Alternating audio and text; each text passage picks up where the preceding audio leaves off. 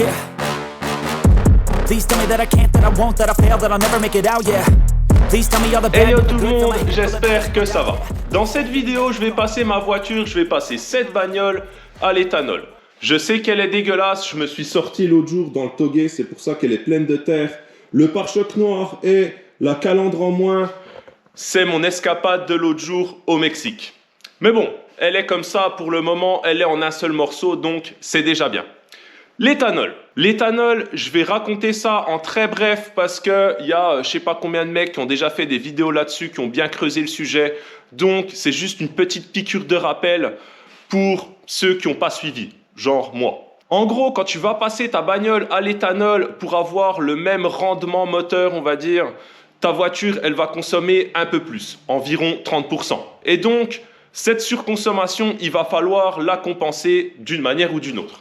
Il y a plusieurs méthodes pour pouvoir compenser cette surconsommation. Tu peux directement mettre un ECU programmable. Il y a pas mal d'inconvénients à faire ça, mais il y a aussi beaucoup d'avantages. C'est pas ce que je vais faire, c'est aussi très onéreux. Enfin bref, tu peux faire ça, mais dans mon cas, c'est pas ce que je vais faire et c'est pas ce qui serait le plus intéressant. Tu peux acheter un espèce de petit boîtier là, comme ils vendent sur Amazon et sur plein d'autres sites. C'est un boîtier avec un petit faisceau là que tu viens brancher sur le faisceau d'origine de ta voiture. Et en fait, ce petit boîtier là, il va intercepter le signal d'origine que l'ECU envoie aux injecteurs et en gros, il va rallonger le temps d'injection de tes injecteurs. Ça va compenser le fait que ta voiture, elle doit consommer plus. Donc, tu as ce type de boîtier-là et tu as un autre type de boîtier qui est, selon moi, un peu plus intéressant à mettre, mais lui, il coûte un peu plus cher, ça vaut plus dans les 400-500 balles. C'est en gros ce même type de boîtier-là, mais avec un capteur flex fuel. En gros, l'essence que tu as dans ton réservoir, elle va passer par un capteur flex fuel. Le capteur flex fuel, il va calculer le pourcentage d'éthanol que tu as dans ton carburant.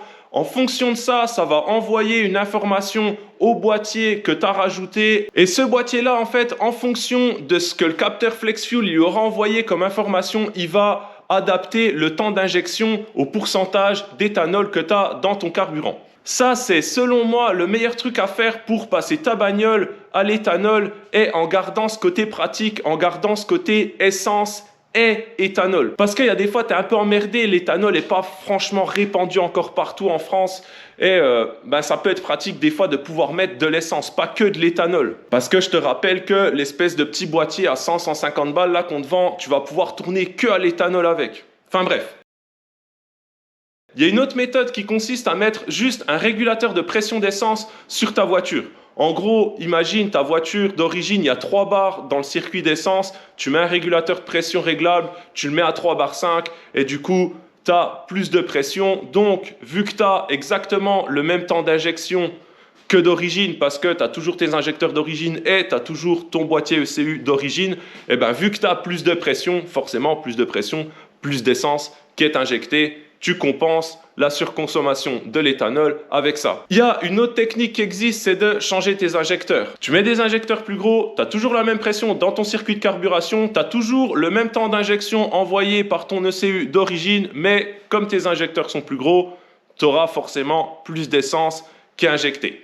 Et ça, c'est la méthode que je vais utiliser. Cette méthode-là, elle ne me permet pas de rouler avec les deux carburants, avec du sans-plomb et de l'éthanol. Mais j'ai pas spécialement cette nécessité de devoir garder la possibilité de mettre les deux carburants. Ce que j'ai fait, c'est que je me suis acheté des injecteurs. Donc, tu sais quoi, c'est parti, je commence le montage.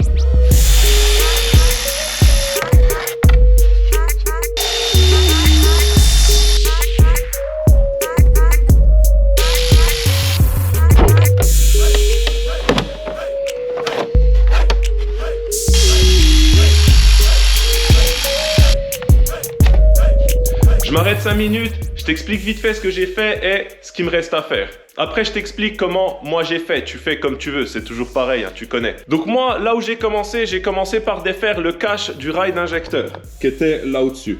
Après, j'ai desserré mon rail d'injecteur. Je suis venu défaire le cache des bobines.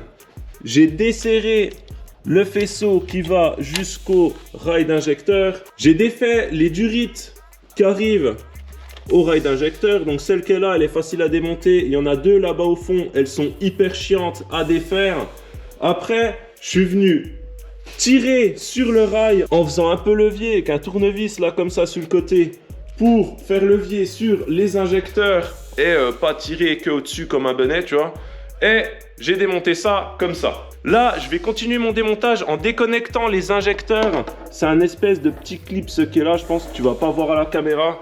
C'est un espèce de petit clip merdique que tu viens défaire. C'est un peu le bordel, mais ça va, quand tu as le coup de main, ça se fait pas trop mal. Je défais ça. Après, il y a un clip qui retient l'injecteur au rail d'injecteur qui est juste là. Je sais pas si tu vas trop bien voir à la caméra. Et puis, une fois que j'aurai enlevé le clip, normalement, je peux démonter l'injecteur du rail d'injecteur. Donc, vas-y, c'est parti. Je perds pas trop de temps. Je continue le démontage. Voilà la bête.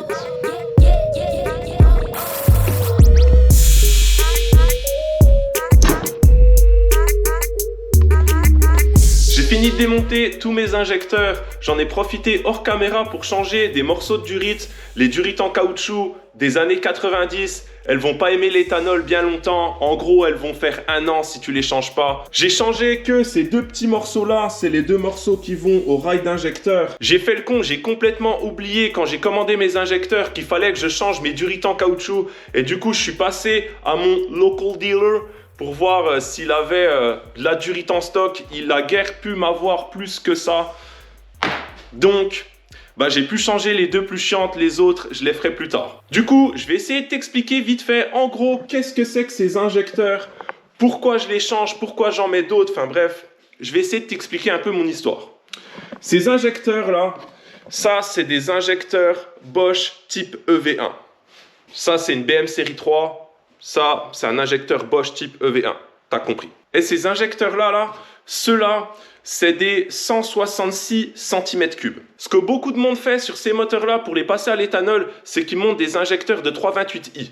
Les injecteurs-là, je t'ai dit, c'est 166 cm3, je crois. Les injecteurs de 328, c'est 206, 200 quelque chose. Du coup, le fait de passer à 166 à 200 quelque chose cm3, là, ça compense la surconsommation que tu vas avoir à l'éthanol. Mais ces injecteurs-là, donc, je t'ai dit, c'est des injecteurs Bosch EV1, c'est des injecteurs des années 90. Dans les années 90, l'éthanol, c'était pas trop répandu. Ce qui se passe, c'est que ces injecteurs-là, les Bosch EV1, ils ont un corps en acier. L'éthanol, c'est corrosif et du coup, le corps de cet injecteur-là, avec le temps, il peut rouiller. Aujourd'hui, on fait des injecteurs avec des corps en inox. Et Bosch échappe pas à la règle, ils font des injecteurs avec des corps en inox. Les injecteurs qui ont exactement la même dimension et la même connectique que ces injecteurs-là, c'est les Bosch EV14. Les Bosch EV14, ça ressemble à ça. C'est exactement la même taille que les anciens.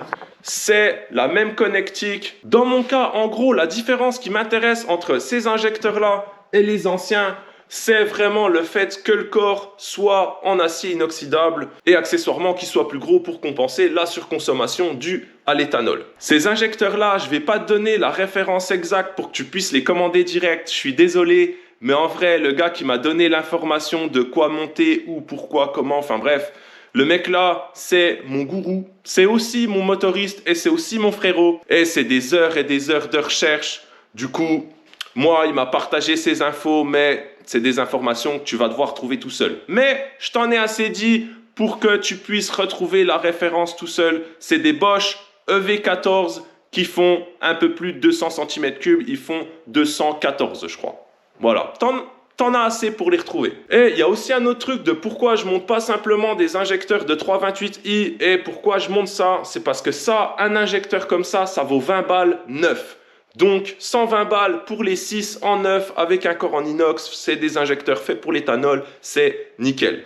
Et en vrai, les injecteurs de 328i, les mecs, ils les vendent entre 100 et 200 balles en gros, en fonction de s'ils sont refaits ou pas.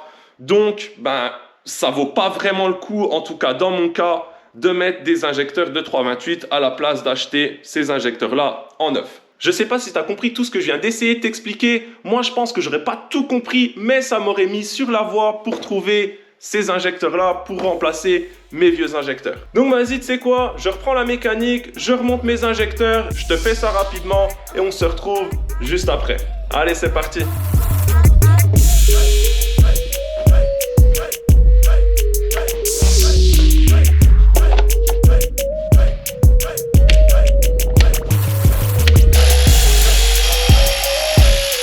Bon, ça y est, j'ai tout remonté. Tu verras pas grand chose, mais il y a les nouveaux injecteurs. Donc c'est parti pour leur démarrage. C'est toujours de l'essence qu'il y a dedans, mais on va quand même voir si ça marche ou pas. Et surtout, s'il y a des fuites. Allez, c'est parti.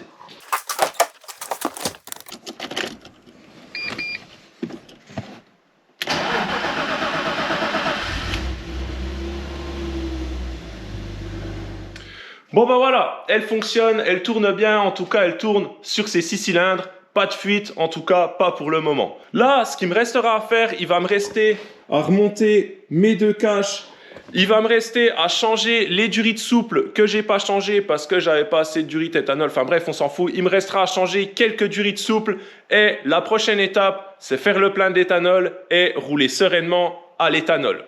Donc bah, c'est la fin de cette petite vidéo, merci d'avoir regardé, j'espère que ça t'a plu. Si tu as une quelconque question ou une quelconque remarque, n'hésite pas à mettre ça dans les commentaires. Si ça te plaît, tu t'abonnes, tu likes, tu commentes, tu partages, enfin bref, tu connais le YouTube Game, je t'apprends rien. Moi j'ai plus qu'à te dire à la prochaine mon gars. Pop Smoke.